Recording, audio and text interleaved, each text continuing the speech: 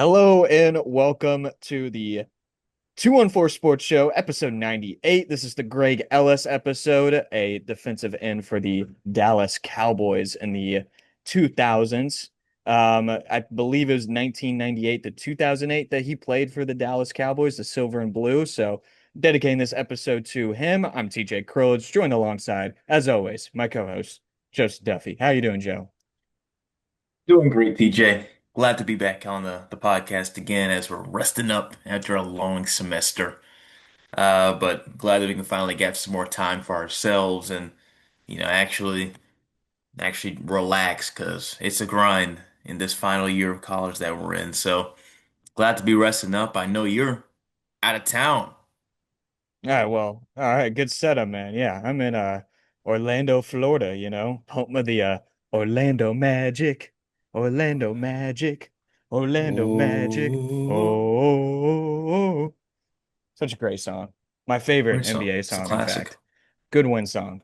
But yeah, no, just enjoying my time outside of Texas for a little bit. Miss it, obviously, still repping always wherever I go.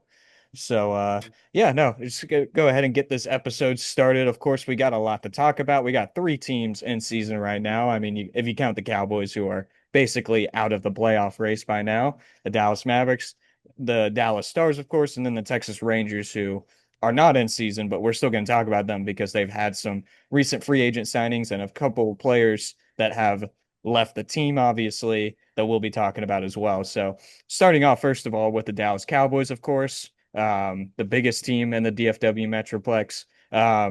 Look, tough loss last week against Minnesota, obviously. There's a few things that's been happening overall, in this Cowboys media world that kind of have a couple of fans, a little worried, I guess. Not worried, but just a little concerned about the Trevon Diggs kind of drama that's been going on recently. Obviously, he's had a terrible year. He's hasn't been too well ever since he tore his ACL in the 2023 season. I believe it was his ACL, but now he's having some problems. There's a video with him talking to Justin Jefferson after the game where Justin Jefferson's telling him that he's too talented to be on the sideline or be on that side, whatever that means.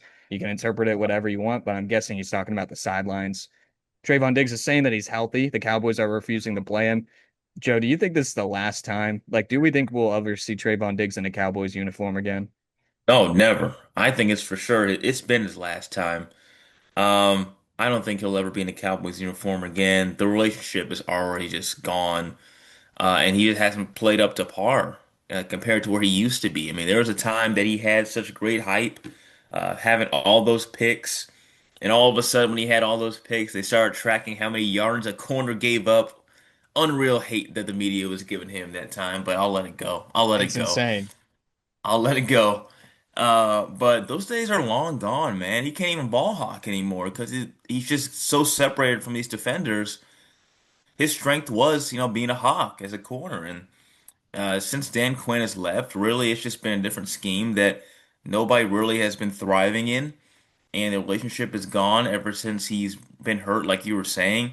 I think his time to actually be a Cowboy is gone. And I don't know what that means for him next. I don't know if that means he's going to a rival or if it means he's going to another team outside of the conference in the AFC.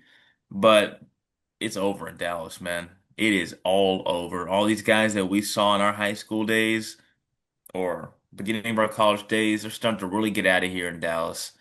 And I don't know what else he could possibly offer. The relationship is gone, and they're showing now that they're not playing with this whole long time Cowboy stuff. They got Mike out of here. They can get Mike out of here. They can get Trayvon Diggs out of here.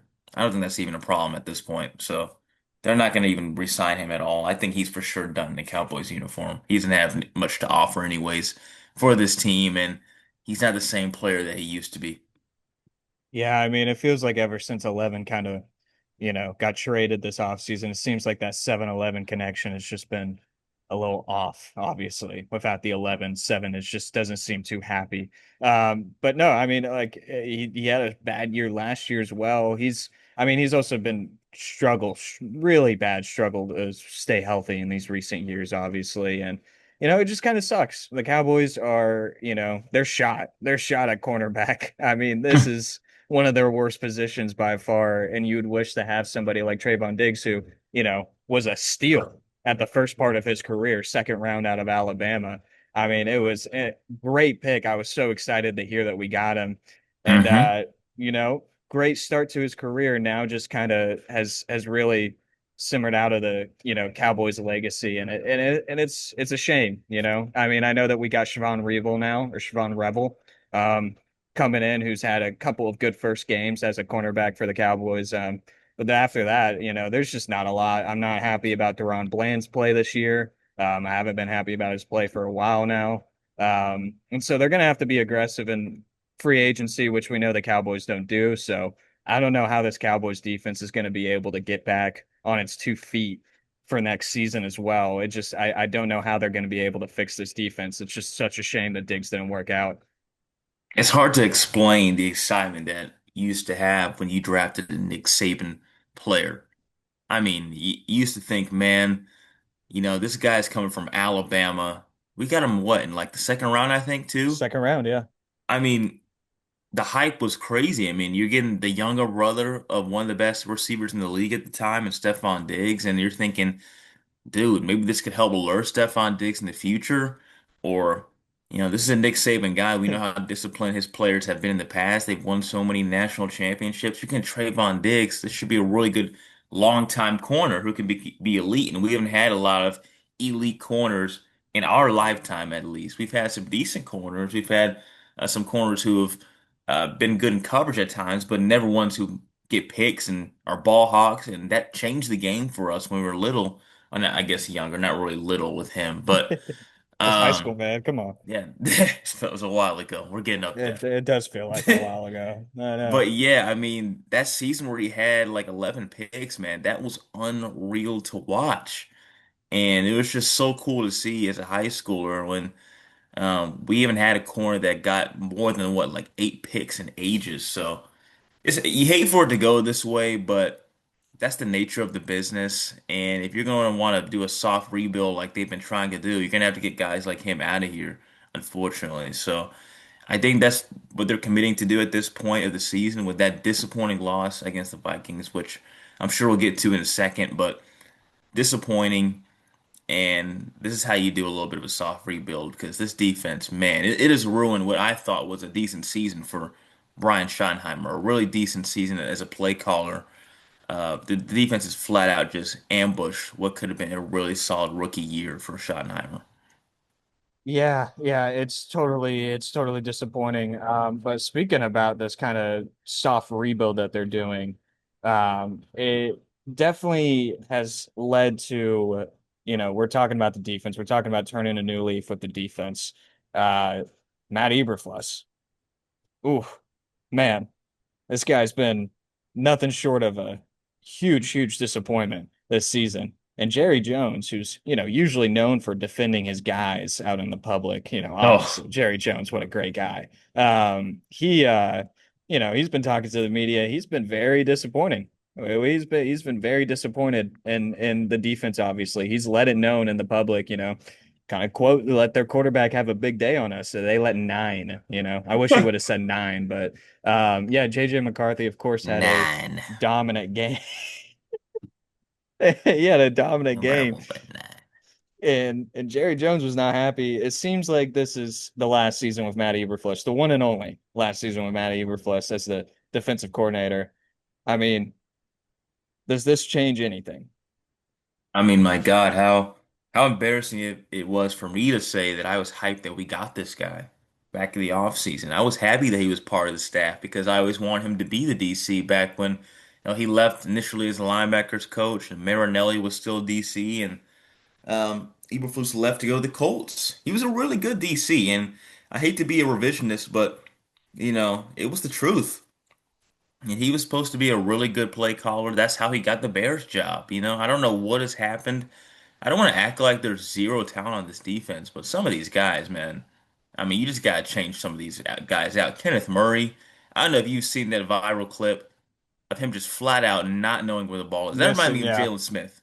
That reminded me of the That prime looked Jalen like me Smith. in middle school when I was trying not to hurt myself at Mike. All right, that was like that's mean. Bro, That's mean. I business could do that. business Put decision. me in.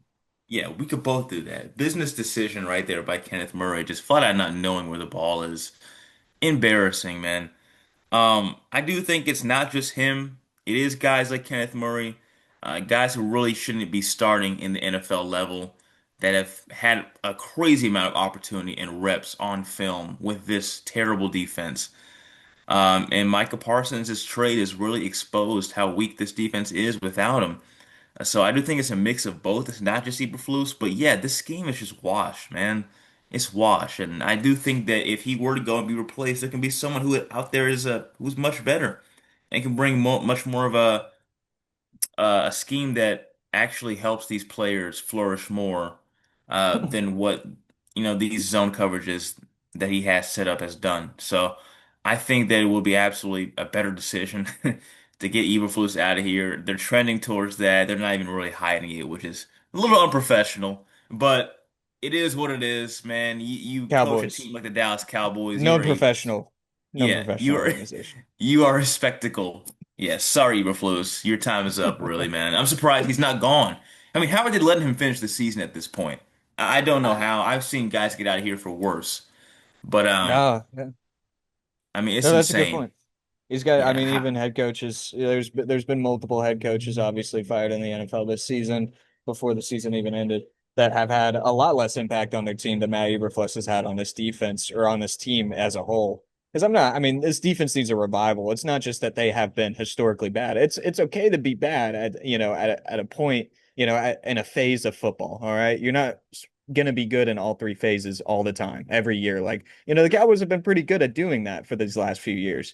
Now they've struggled with the defense, and it's embarrassing because not only it's the contrast between the offense and the defense. You got Dak Prescott leading the league in passing yards. You got George Pickens, who are top, George Pickens and CeeDee Lamb both top 10 in receiving yards. You have Javonte Williams having a career year. You're having one of the best offenses in the league, averaging, I believe, 29 points at home, and you're still losing. I think you have a 500 record at home with 29 points per game scoring. The contrast between having one of the best offenses in the league and having one of the worst defenses in the league just makes it so much worse. It makes it so much worse because, yeah, you're talking about it. It ruins Schottenheimer's first year. I don't think Schottenheimer's a bad coach at all. It seems like the players really like him. I'd love to see him be here long term. I like his decision making at times. I feel like he was a little aggressive at the start of the season at times. I think that you can rely on the leg of Brendan Aubrey, even though obviously against Minnesota that was not the case. But I think that there's times I think he was also very conservative against I believe Minnesota. And I believe that that's kind of lost, or not Minnesota. Sorry, I believe he was very conservative against Detroit.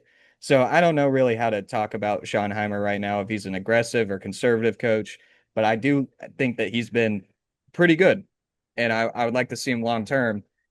And he's already changed this offense for the better. The offense has been amazing, obviously. So we can get a revival with the defense. That's going to have to happen with Matt Eberflus going. So that's what which I'll really say about makes that. you wonder. Which makes you really wonder, how did this guy get his play calling duties stripped by Mike McCarthy? Like, I don't understand that because the whole playbook and scheme looks so much different than what I saw back in 2023 when he initially was calling plays. And then he lost his play calling duties when Mike McCarthy said, "I'll take over." Is it just the players, you think? Because when you have a lot of good players like Javonte and George Pickens who weren't here in 2023, is that why it looks so much better? Because I I don't feel think the like whole it's scheme is playmaking, necessarily right? different. I mean, In it's 2023, it's not like we had any of those playmakers. I mean, we exactly had right. CeeDee Lamb, obviously. George Pickens is able to make plays with anything, you give him a quick hitch route and he's gone for 20 yards, and same Yeah. with Javonte Williams, not hitch, obviously, but Javonte Williams handed off to him and he's been, he looks like prime Zeke at times. So I Hmm. mean, that definitely helps. I'd say that. So, anyways, we're gonna move on to not move on to a different team, but we'll talk about a little bit of the Cowboys Chargers game coming up this Sunday. I don't think that there's much implications, obviously. A lot of people already know, but the Cowboys have to win all three games. The Eagles have to lose all three games. They still have two games against the Commanders, and I think their last game is against the Giants. So, good luck. It's not going to happen. But you know, still in it, could still talk about this, still be excited about the Cowboys playing before this very long offseason that they're about to have. So, is this is this a winnable game? What do you think about this game going on Sunday? You excited to watch it? You gonna be watching? I'll be watching. I don't miss I got Cowboys nothing better to games. do. Yeah, I got nothing better to do either.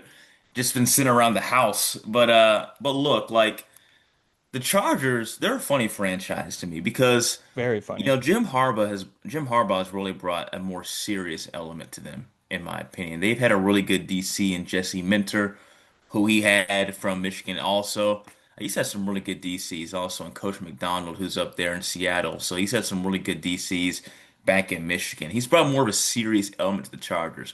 If this was a Chargers team from like 2 years ago, I would say even if the Cowboys are falling off, track and the wheels are running off, that I would still think they could win this game because it's the Chargers and it's at home. And the Chargers don't usually play well at the end of the season.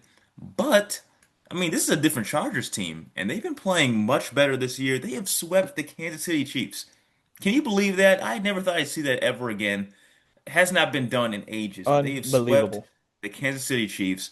This is not the same LA team, honestly. I really think that it'll appear close in the first half, but this is a Cowboys team. Who knows? They may be trying to improve draft position, and they may be getting a call from within to maybe not look as good as they possibly could. So I think this is a game. I'm surprised that's a 2.5 point spread, but I think this is a game that they will lose, the Cowboys, and I do think the Chargers will find a way to come to Dallas with big playoff implications on their hand. I think this would be a game that they can come in and win. But offense, they'll do their job. I don't know what this defense is going to do against this offense, the Chargers. And they're not even world beaters. They're not even insane of an offense, but they just know how to move the ball. Omarion Hampton is back. Omarion Hampton is back, and Herbert has had a decent season. But what are they going to do about Lad McConkey and Oronde Gadsden and Keenan Allen? I mean, there's just too many weapons in this offense. I trust them to move the ball. I don't know what this defense is going to do, to be honest. Yeah, I mean, and that running back tandem with Amari and Hampton and Vidal is going to be really tough for this Cowboys defense. Obviously, this team is not not going to be as motivated as they were a few weeks ago. There's not a lot to go on. Obviously you're talking about the defense or not just the defense, but the whole team kind of ruining, kind of selling the game. Jerry Jones has been public about not wanting the rest starters, but you look at the injury report. I mean, players like Deron Bland, Quentin Williams, they could potentially be out. And that's obviously just going to make it 10 times worse. Look, I think that the Chargers can, you know, this is a different Chargers team. Jim Harbaugh, under the Jim Harbaugh era, they've been very good with kind of keeping time of possession. They're a slow moving team, but they get through. And I guess the main problem with the Cowboys defense is giving up explosive plays, obviously, and also the run game, which is something that again, the Chargers are really good at. This is a Chargers team that can, not just keep time of possession against this Cowboys team, but also make some big plays like every other team has against this team. So I don't know. I think that the Chargers are going to have a field day. That's what I'm going to say. I think that they'll have a field day. Yeah. And we could see that this defense has also kind of changed. The Chargers are known for having a good defense. I mean, look, you They're could say salty, whatever you want man. about Jalen Hurts, but 4 picks against him, I don't think he's ever done that in his career. And that is, I mean, they're able to force turnovers. And, I think with that combination of controlling the clock, forcing a one or two turnovers on Dak, or, forcing a fumble, I think that they run away, to be honest. I'm going to I'm be about to tell real. Dallas just to have fun out there. Have fun out there. Have fun. Please have fun. Enjoy the moment. All right. Enjoy The it. last Soak it time that up. you could be wearing the silver and gold, or silver and gold, silver and blue For in a lot of AT&T them, Stadium. yes. For a Absolutely. lot of them, They're gonna be definitely. So, cleaning house.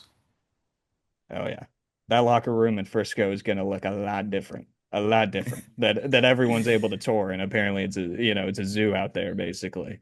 But that's what all the Oh, former Dalton players Schultz say. reference. I like that. I We'll like hear that. we'll hear Trevon Oh, Diggs talk oh shit about yeah, him I in a can't few wait for the days. slander. It's so free every time, bro. Beasley, Dalton Schultz, Oh, I can't wait for Diggs to talk about them when he's gone. After they got him all this money, changed his life. Oh, they treat us like zoo animals. You see the people when you're in the weight room, man. They just be looking at you like you're an animal, man. Absolutely. Can't wait for it. Do you have a score prediction for this game? Give me Chargers 35, Dallas 24. Oh, okay. Yeah, you think they're kind of going to run away with this as well. I would say that's a good one. I'm going to It'll say appear closer. Chargers. It's gonna be some garbage time points.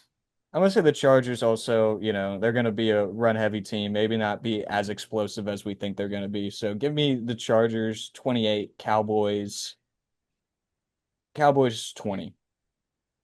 One score game, but it's going to be a fake comeback.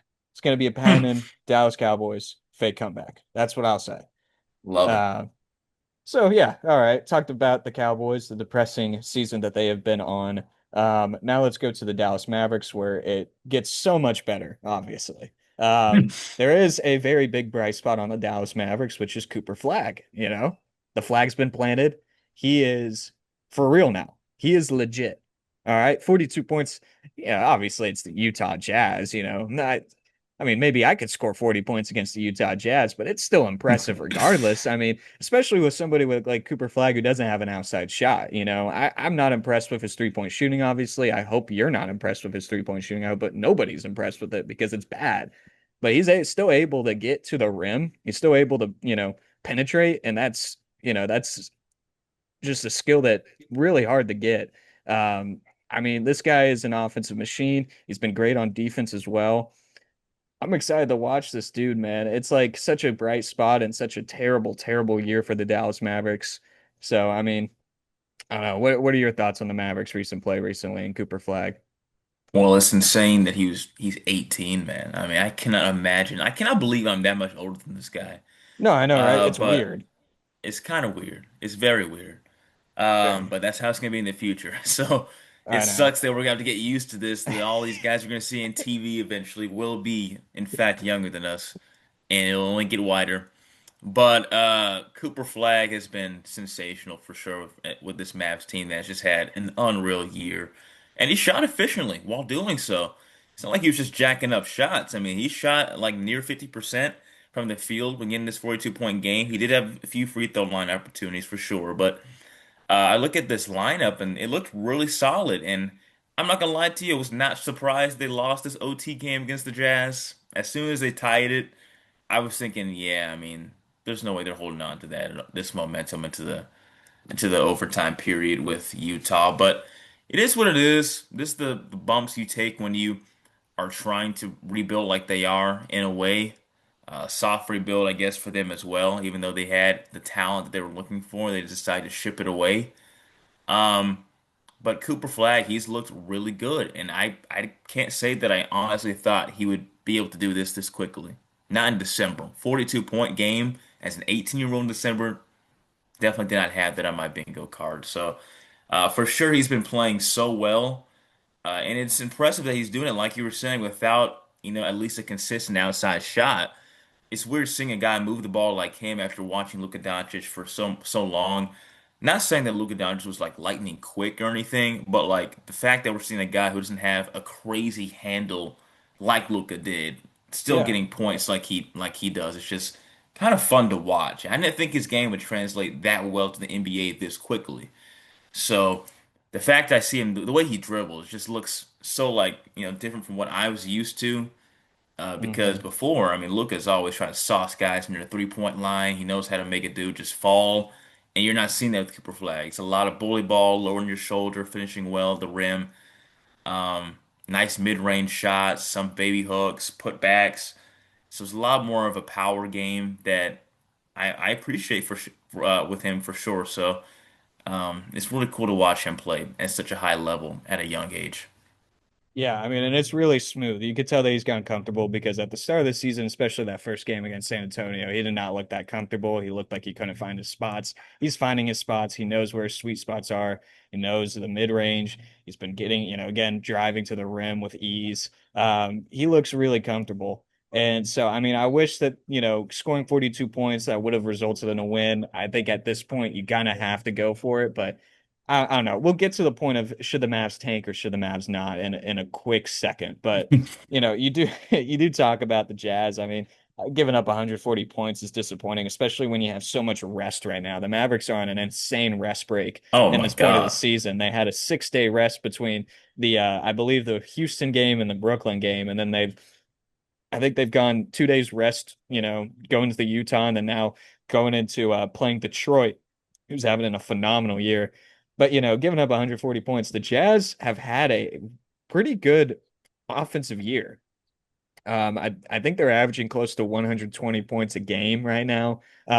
Lauri Markkanen, Keontae George is having a breakout year, and Ace Bailey's doing pretty well for them as well as a rookie. So, I mean, they're a decent team, and so scoring 42, and it was definitely a high paced game. So maybe it's not like it's still a very big career achievement.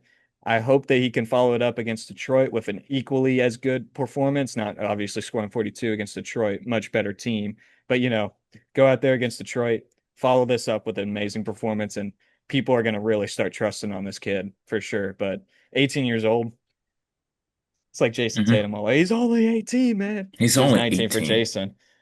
It's insane Youngest because player it's in the like, game. Like, I cannot believe that. Like, it's so yeah, weird to me. first 18-year-old to score 40 points in an NBA game as well. Quite impressive stuff. Do you think you ready for Hmm. this question? You ready for it? Go ahead. I don't think you're ready Go ahead. for it. Do you think that he will be on par or better than Luca? Oh my God. No. No. I don't think so either. At least his Unfortunately, no. drive-by percentage or his blow-by percentage is going to be Yeah, better. All maybe. right. Yeah, for God, sure. dude, is It's below got some five. got some defensive stats that are much better than Luca, I guess. I always thought that Yeah, Luca was a better Nico got his defender. As wish.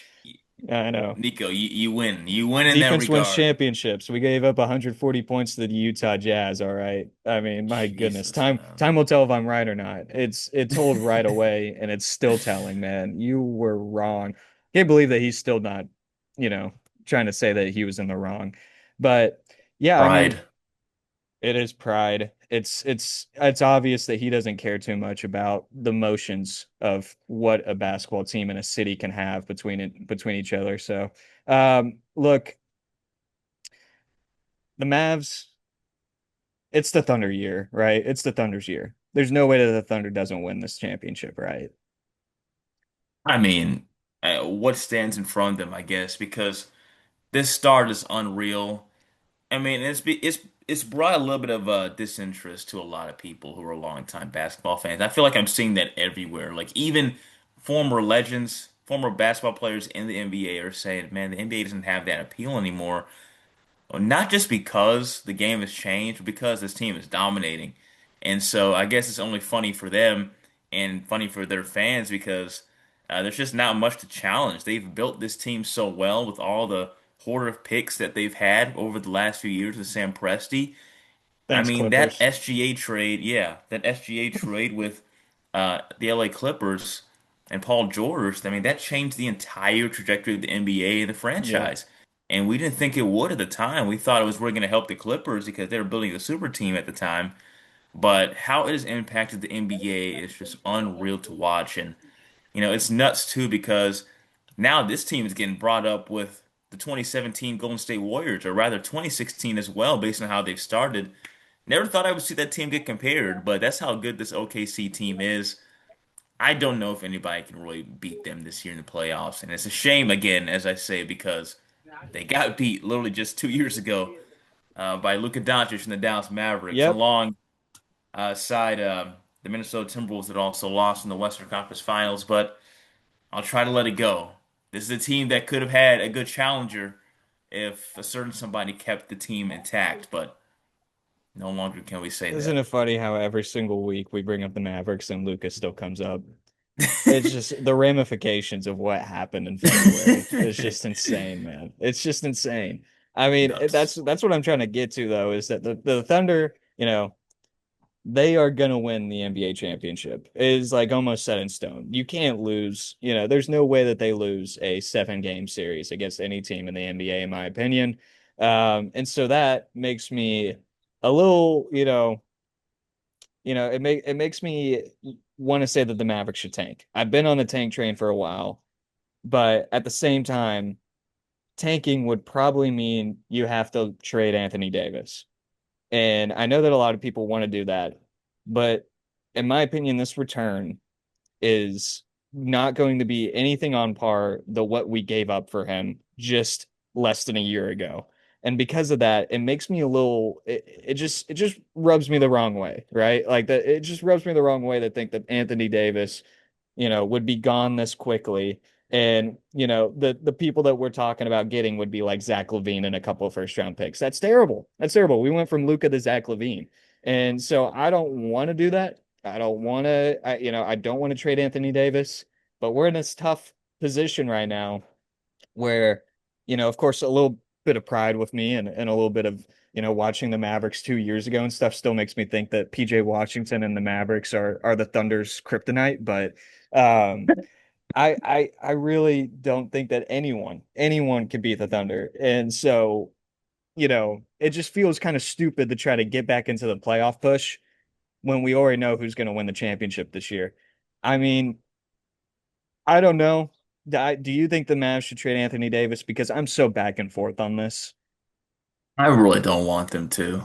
I don't want them to. I feel like if you want to make this Luka Doncic trade worthwhile, you cannot. I don't know. You just can't give up a Hall of Fame player like him because I know he's beat up all the time, but I feel like if you're gonna trade away that thing, trade away that player that made your team so great, you know, you gotta find a way to keep them one of the main components of it. I know you can really exchange it down the line for more picks, so I'm back and forth like you as well, but it's just hard for me to see them trading him right now, just based off how early it is in the season. Maybe they will eventually, but based on his injury history, it could be happening maybe the next month or so. I just think that it's interesting you know, how he's the one they got in this trade deal, and he really has not played all that much. It's a shame. Played only 30% So of games. it's a shame, man. Of course, because he was so healthy, unprecedentedly healthy, at the time of the trade, and that was the logic that they were going to try to use for coping with this trade since they got him to Dallas. All the Lakers fans saying, you know what, he's a good player. I know we got Luca, but Oh my God. he's been much healthier in the past year and a half and 2 years than years past with the Pelicans and his early Lakers tenure. He's good, and he gets hurt like the first week or so of playing with us. It's just So insane to think about because we're talking about Anthony Davis. Like this is Anthony Davis, one of yeah. the, if not one of the most, um, what am I trying to say?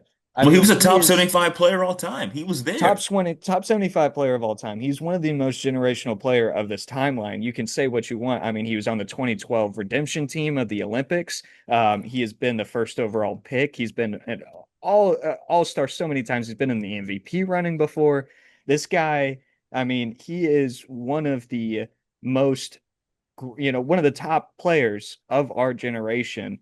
And to think that, at some point, I don't even want to say the word ungrateful because we aren't ungrateful that we traded Luka Doncic for Anthony Davis. I mean, that is terrible in this day and age. If this was 2019, it'd be like, okay, well, Luka's just a rookie. Anthony Davis is at the top of his game, whatever. It would have turned out to be just as bad as a trade, obviously, but trading him now just sounds is it's terrible, obviously. And Anthony Davis, it just feels so weird because it still feels so weird that Anthony Davis is in a Mavericks uniform because under any other circumstance, we would have made it to, or this would have been one of the best moments, like being like, holy shit, we just got Anthony Davis. This is insane. Like, but obviously with the ramp, with the how it's gone down, it just doesn't feel that special. And it sucks. It sucks in that way. So, anyways, I let's move on to the Dallas Stars. Something a little bit more upbeat. We do have little time left, so we're going to try to move this along pretty quickly. But the Dallas Stars, look, um, the Vancouver Canucks almost kind of had their own Luka Doncic trade in a way. They traded Quinn Hughes to the Minnesota Wild for almost nothing. And it was a tough one because Minnesota's been really, really reeling recently. They are, I believe, top five in the league in points, which means the Central Division is once again the toughest division in hockey. Um, but you know, this is a response that that the Stars have to make. They have to do something to put them over the Minnesota Wild. We just recently lost to them. They've added one of the top defensive players in the league now. So I don't know what the Dallas Stars have to do. Obviously, I think they'll be pretty aggressive like they always are at the deadline. They usually try to get somebody that they can have as a rental, keep long term. I think one of them right now that I think is by far the most obvious is getting Alec Touch, sorry, from the Buffalo Sabres. Alex Tuck. It's definitely Alex Tuck.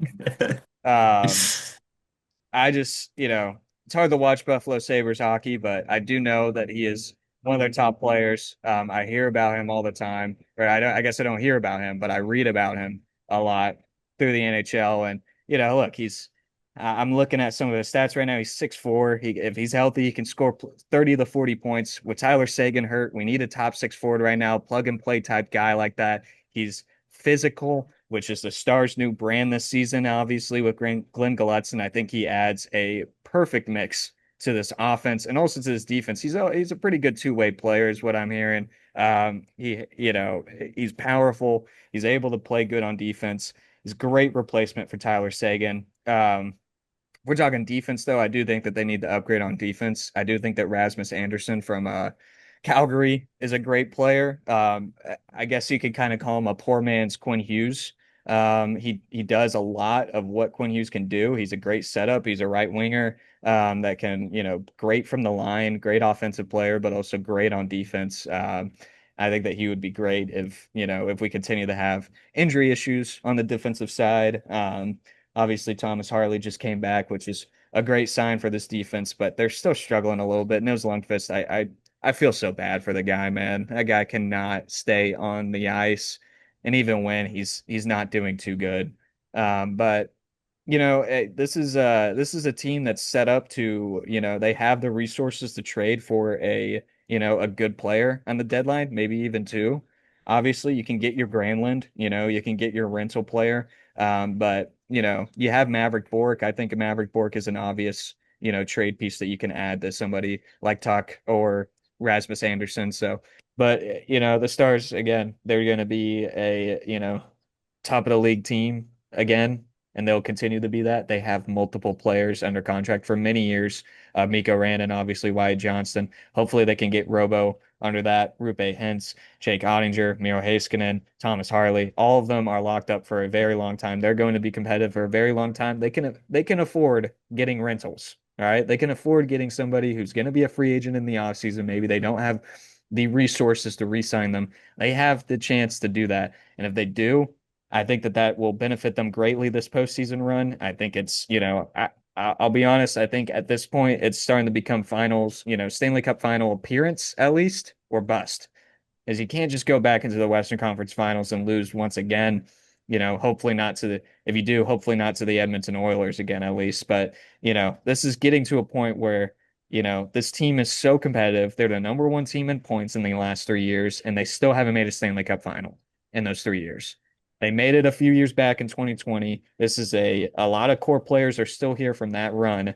They have this experience. They have the playoff experience. They're physical now. This feels like this is the top team that they have had in these recent years. If that 2020 team can make it, this team can definitely make it. Well, yeah, I mean, you look at the Oilers team, they're hanging around where you were talking about like 3 weeks ago or a month ago about this is how they start pretty much every single year. Don't Picking really it up. intimidate you. Yeah, they don't really intimidate you now, but when you get to the second part of the year, that's when they start to pick it up. So I like your take of it being Stanley Cup appearance or bust, because if you're gonna fire a guy like Pete DeBoer, who has a Game 7 record like he did, and has been part of these Western Conference Finals trips of the past few seasons, I mean the standard has been raised. The bar has clearly been raised with Glenn Gulutzan and the pressure, man. I would not want to be in this position because yikes. If this is what your team has been the past few years, man, you literally have to like make the finals or not. So it's up to them, I guess. They have the room, like you were saying. Jim Nill and them have the room to make moves, but we'll see how this goes because this is a really good start for them this year. Who knows if they even need that many rentals based on how well they've been playing.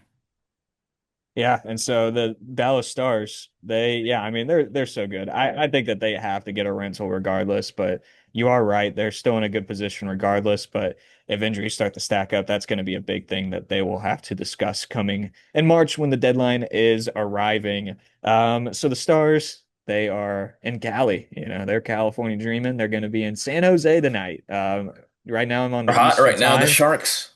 which means they start at 10. All right. I don't understand if anyone is watching from Eastern time. I don't understand how you guys do this. It's All right. terrible. That should be illegal for a sports game to start at 10 o'clock. All right. It's unbelievable. I don't know how you guys do. Central time is by far the best time zone for sports watching. But Yeah. moving on to the Texas Rangers. Um, Sorry, let me just get rid of this pop-up that just showed up on my laptop. It's not working. But all right, so the Texas Rangers, off season right now.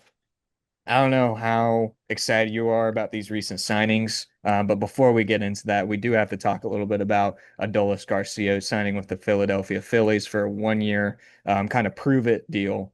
$10 million though, not cheap, not a cheap deal at all. But this is just we've already talked about them being non-tendered, him and Jonah Heim. Heim's yet to sign with somebody. And of course Marcus Semien getting traded, but this is a rebrand right now. They're getting a lot different from the 2023 team. Not a lot of members left now. Josh Spore's another one that's been gone, which I don't even know if he's still alive at this point. Might just be a figment of my imagination. But I mean, yeah, we got a lot of players going. I mean, you feel like this was the right move to let go of Adolis? Absolutely was. And it shows at least that they want to be better. I respect it. It sucks because of just the storyline he's had with Houston. That's gone now, at least from a Rangers perspective. But it also sucks because this is a guy who was on our lone World Series championship team, a team that will always be in our memory, a team that um, nobody expected to really go all the way like they did, 11 and 0 on the road against the Rays, the O's, the Astros, and the Diamondbacks. What a memory that was. So it sucks. But these past 2 years, man, he's just been brutal. He has been brutal. And post All-Star break or post World Series, it just has not been a good showing from him and a lot of other players. So I'm not just targeting him at all, but he has been one of many that just have not performed, post World Series, and it makes sense to get him out of here. I hate to put it like that, but it makes sense. There's a reason why he has a 1 year deal with this new deal he has with the Philadelphia Phillies and he's not having anything long term because you don't know what you're gonna get. You really don't know with El Bombi right now. The guy's also he's pretty old, man. I mean, so he broke out at already an older Pretty insane, age. yeah. The Rangers took a chance on him and he got hot. And believe it or not, I mean we tell the story all the time that they said the Rangers took a chance on him, but they took a chance on him before and then released him. And then they eventually brought him back and he cleared all the waivers and brought him back. So it's not like the Rangers believed in him initially either, but eventually they did, and he had a great run. I'll always remember it for sure. I know you will as well, and so many Rangers fans around the country will. But it was time, man. Too many strikeouts, not delivering with runners in scoring position like so many players, including Marcus Semien. The fielding, I don't know if it was as Gold Glove level as it was in the past, as he's had, but I just think that. You'll remember that arm for sure in right field. Sometimes it was a little bit sloppy of his coverage, but I do think that it just wasn't what you expected post World Series from a lot of these players. And it makes sense if you're CY cleaning house. And sadly, he's one of the guys that had to go. And to be honest, I really thought he would have been traded away at least somewhat in the mid-season last season. I didn't think he'd hang on to the end of this past year. But he hung on longer than I expected, and I think that it was time. So it is what it is with Adolis Garcia. Sucks to see your heroes fall. It sucks, man. Yeah. Especially going to a team like Philly. Oof. Oh, Uh, and that's tough. At least it wasn't the Dodgers, at least that. oh But yeah. I At mean, least. it's a I mean, yeah, I was in the first stage of grief for Adolis Garcia for a very long time post World Series. I was in denial for a very long time. I was like, this guy's still the same player. He's gonna get back to his form eventually. We just need to get to the playoffs. Maybe he'll have that heroism again or anything. But I mean, what makes it so special is that, not only was he the all-time leader now in a single season or single postseason for RBIs with 22, but I mean, he did most of that against Houston. And that's what makes it so special. He was the Astros killer. And I mean, you talk about this superiority complex that Houston has gone over us now because of their recent dynasty. They were bottom of the barrel of the league until the last 10 years. And now they got the superiority complex because they got two over our one. And at the time, they had two over our zero. And Adolis Garcia went into that series and got 15 RBIs in 7 games. 15. 15. Mm. I mean, I don't know if that will be done ever again. I mean, that is phenomenal. That is something that is unheard of. And he did that against Houston, the Yeah. team that I hate the most. I mean, that Straight off a was, World Series championship. I mean, they were the defending yeah, champions. I mean, you can't make this crap up. Adolis Garcia is a legend in Rangers history, even though he had a terrible two last years. But he is a legend and he will always be. And I will always, always think about that 2023 World Series run. And you can't say that 2023, you can't tell the world 2023 World Series run, obviously, without Adolis Garcia. Obviously, he is the face Cannot. of it almost, if not. If so, I mean, just sucks, but they got the replacements in Brendan Nimmo. Um, Jansen or Jensen, I believe his name is Jensen, right? Blue Yeah, it's Jays chance. It's catcher. chance. One of the best Um, nicknames in sports, by the way, El Bombi. I'll remember that one. oh yeah, El Bombi, Great obviously. nickname. That is a great nickname. But yeah, so now they got the new players coming in. They re-signed Chris Martin. They got Diaz on the, free agent, not Edwin Diaz, different Diaz. But they got Younger they got brother. really actually. I didn't know that. Hmm? Yeah. Okay. Oh, look at that. It's DFW teams, man. They love getting brothers of famous players. It's like it's Giannis, Seth. We're talking about Trevon Diggs. They just love doing it. But One day I that mean, plan will actually work. We've been it hearing it will. for It years will. with Antetokounmpo, Kostas getting Kostas Antetokounmpo. Maybe that'll get Giannis in the American Airlines Center. Of course, never happened. I you Not know even close. I saw another person put up, by the way, about these recent free agent signings that he called it he called for Chris Young to be on the hot seat basically, which Oof. I don't agree with, I don't but know about that. um he did say that these signings are basically going on a mound visit down seven.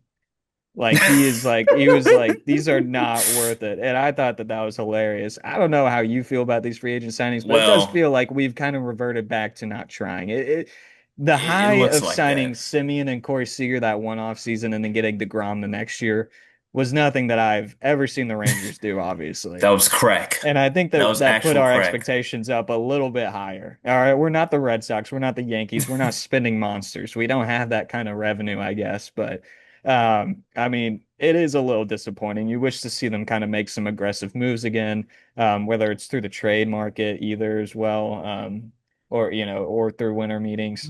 Um, you can kind of say that they tried last year. They did sign Jock Peterson, which was a good free agent signing, one of the top bat hitters at the time.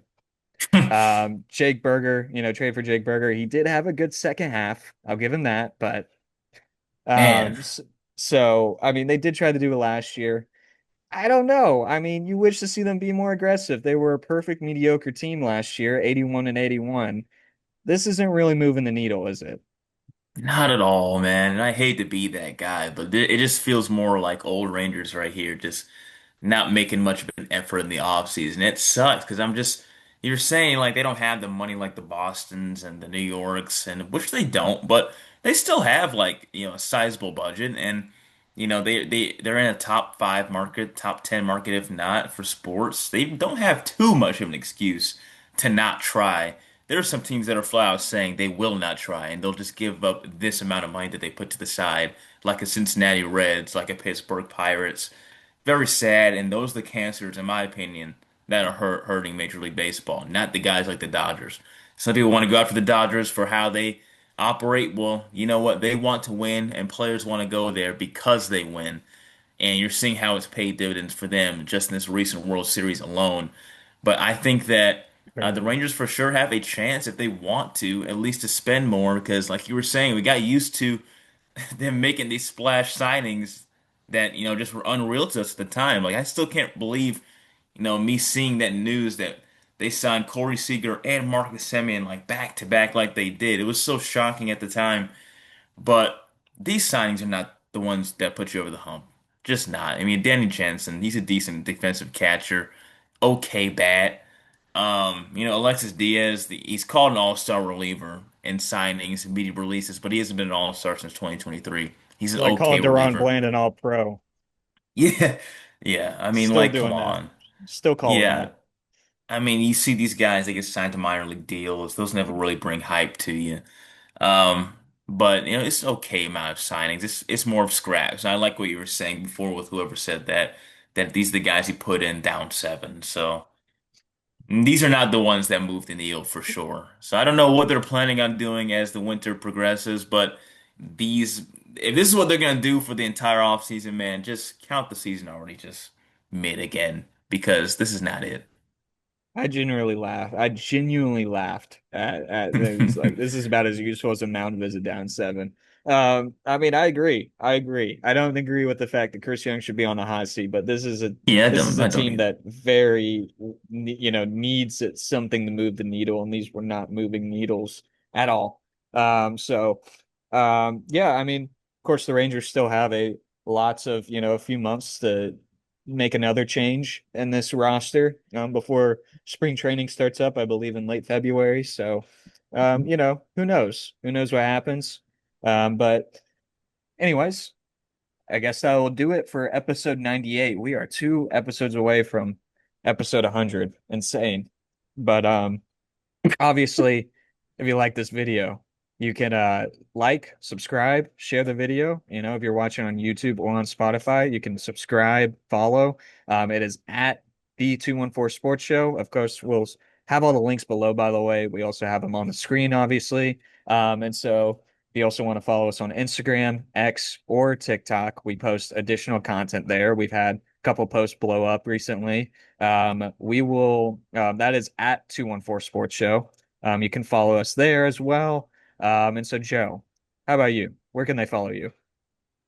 You can follow me on Instagram and Instagram and X at Joseph underscore Duffy 99, or you can follow me at Joe underscore Duffey on TikTok. I saw you start posting again, Yeah, only one though. I gotta staying rev it up active. again. I gotta rev it up. Rev up those fryers, man. Come on. Yeah. So yeah, you can follow me my personal accounts on Instagram at TJ.Krilowicz, also on X at TJ underscore Krilowicz. Both of those I try to basically do what the 214 Sports Show does, post a bunch of sports content as well. So um, appreciate you guys watching episode 98, the Greg Ellis episode. We hope to see you guys for episode 99. Have a good weekend.